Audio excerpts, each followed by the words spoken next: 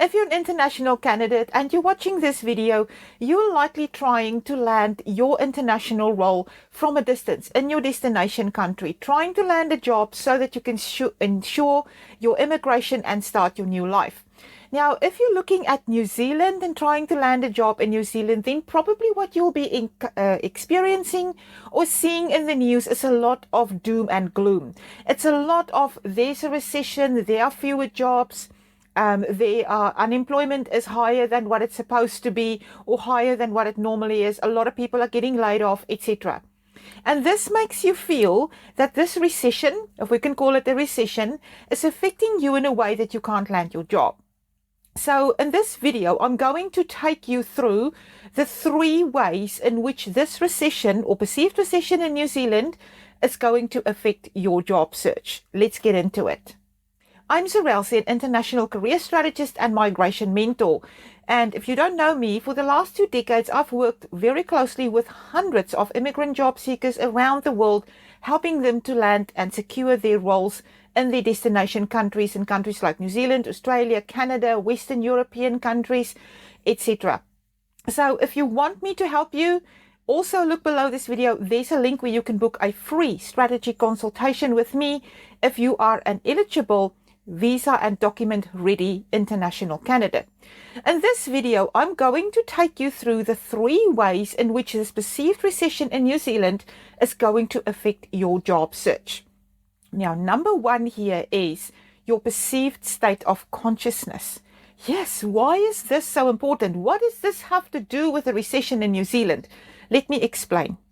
When you come from a different country and you're looking into the New Zealand job market, you're looking online, you're looking at job advertisements, you're looking at the news, especially the newspapers, or you're asking around in social media groups about the job market, you're going to get the bad news. And the bad news is that unemployment has risen, more people are being laid off, the economy is in a slump, there's a recession. And this is going to fill you with fear. Now, on top of that, you already might be coming from a country where the unemployment rate is already high. And that means you have been conditioned, you have lived, you have spent almost your whole life in a place where the unemployment is high, where there is a consciousness of scarcity and lack, that it is difficult to land a job. So with that consciousness of scarcity and lack, that it's difficult to find a job, there are too many applicants, there's fewer jobs, you coming into a place in New Zealand where that kind of thinking will be thrown at you when you're asking around in Facebook groups, when you're looking at the news media. Truth is, the unemployment rate at the time of making this video is about 5.1% in New Zealand, which is not very high compared to where I come from. I come from South Africa, where the unemployment rate is almost 40%. Okay, so in terms of me finding evidence of how easy or hard it is to find a job if we compare unemployment rates, well, say no more, right? It's much easier to find employment in a place with a slightly lower unemployment rate than in a place with a high unemployment rate, obviously. But if you're coming in with the consciousness of that it is hard, and you're looking into New Zealand where people are talking about, oh, the unemployment rate has risen from 4.7 to 5.1%, and everyone is negative, there's this consciousness of lack and scarcity that gets put on top of your already limiting belief that it is too difficult to find a job. So what is that going to do to your consciousness?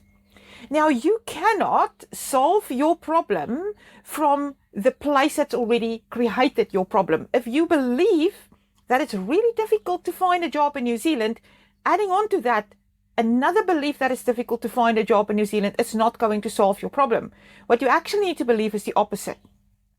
For some people, this is really hard. However, if you do, you are going to start finding the evidence.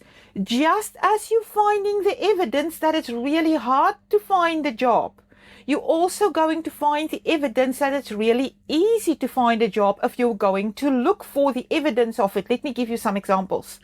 We live in a very small town at the moment. If we drive around town, yesterday we took a drive around town and I counted 11 signs on the street side looking for people, looking for candidates, looking for people to come and work for those businesses. 11 in a small town. So there's no scarcity of work. It's just not where you expect it to be. It probably isn't advertised online, but it's still there. There's evidence of work. If I take the official unemployment in New Zealand, and we probably sitting at, like I say, 5.1% at the moment, that's around 260,000 people out of work.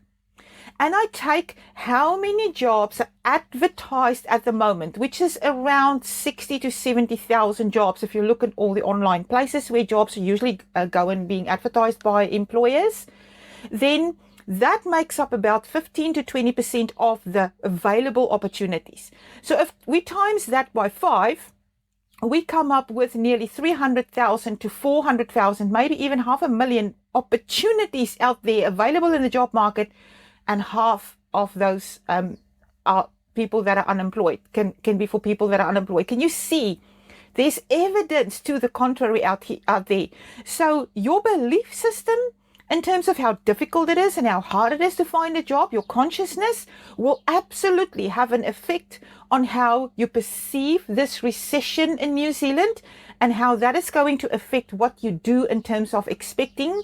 Yes, it's a game of expectation and trying to land your job. I'll give you another example.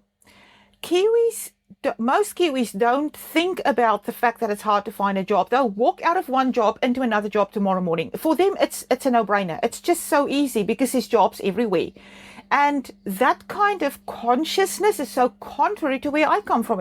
For example, I don't know where you come from and what the consciousness or perception there is, but we don't perceive jobs to be hard. We don't perceive it hard to land a job. We don't perceive it to be too difficult.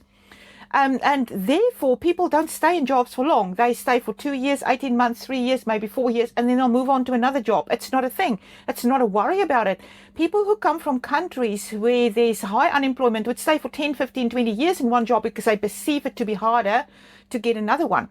For Kiwis, that's not an issue. They will just literally, at the end of the year, when people go on holiday, businesses, that's the hardest time for businesses, because when they come back from holidays, their staff will just have disappeared. They just go and work for someone else that they've met during the holidays.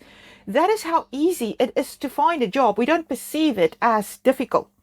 So that's number one thing. Your consciousness is has a very, very big effect on how you perceive this recession thing in New Zealand and how you perceive your chances of landing a job.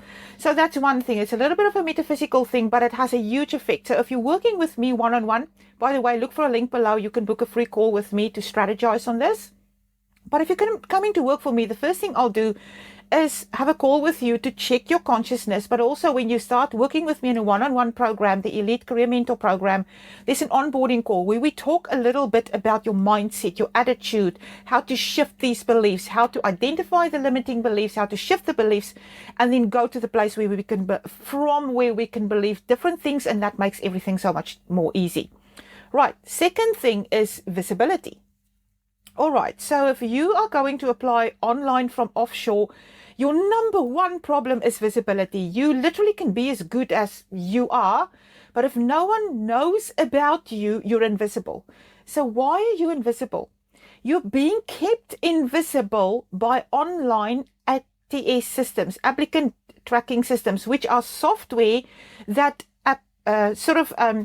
accepts your application if you apply online and filters through different things. I'm not going to go into detail here. There's many other videos that I have about this. But if you're applying from offshore, this is your number one enemy, because you literally have 1%, maybe 2% chance of getting through that from offshore. IP addresses, keywords, lots of different gates and things in this funnel that will eliminate your application. Doesn't matter how good your CV is, doesn't matter how good your skills and qualifications are, you can't get through. It keeps you invisible. So how do you become the opposite, visible?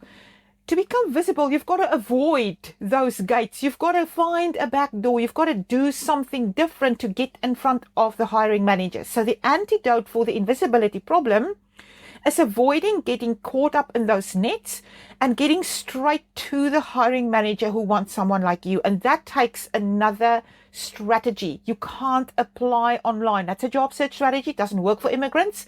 You've got to do another strategy. There are different strategies that we implement with immigrant job seekers. It's called the 3V Elite Code. And what we do is different strategies to get them visible in front of their ideal employers. We find the ideal employers for them, then implement those strategies to get them visible. 82% of them land their jobs by implementing those strategies. Again, if you want to know more, book a call with me. There's a link below this video. The call is free if you're an eligible, document-ready immigrant job seeker. Number 3 thing is your value. Why is value so important? Well, the world's not going to hire you until you know your value. And why am I saying this? You can't expect anyone to consider you valuable until you do value yourself. It's as simple as that. So how do you become valuable? Everyone is already valuable. You are already valuable. You wouldn't be here, have the spark of life in you, be alive, unless you are here for a reason, unless you have a purpose, unless you have value to offer to the world. But most people have no idea of how to demonstrate it, how to portray it, how to put it out there so that others can see it and they accept it and they want to pay you for it. That's literally what employment is. Employers will pay you for your value, not your skills, not your qualifications, nothing but your value. Most people don't know how to do that. If you get through on an online job application, if you get through to a hiring manager, whatever strategy you implement to get in front of an employer, wherever you are, if you are the most valuable candidate, you will always have the job. Not the most qualified, not the one with the longest skills, not the one with the polished CV, the one with the most value. So you've got to find ways to demonstrate that value, and that is not that hard. You already have your value, like I say. All you need to do is to take those things that you have done for your previous employers or in a job or in a career or whatever you've done in your life and put them out there for your future employers to see before you get to an interview. Most people have like a generic LinkedIn profile. It doesn't display or demonstrate any value. We've got to change that in becoming a value profile. Now, here is the thing. So consciousness, visibility, and value are the 3 things that's going to affect your chances, if you want to say it that way, to get through to New Zealand employers in a recession. Because in any market, doesn't matter whether there is a recession, doesn't matter whether it's a boom market. In any market, there is always opportunities. There are always opportunities. There is always a queue to the jobs. The length of that queue just differs in terms of the economic conditions, maybe that it's affected by different things, but there's always a queue. There's always opportunities. There might be slightly less or slightly more in different markets, but there's always a queue.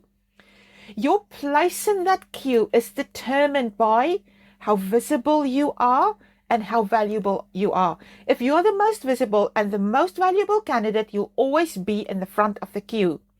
And that is how you overcome, or how you do not let the recession in New Zealand or anywhere else dictate your chances of landing your job as an immigrant job seeker. So again, if you want to work with me and help you through this process, becoming the most visible, becoming the most valuable, and also having that mindset that you are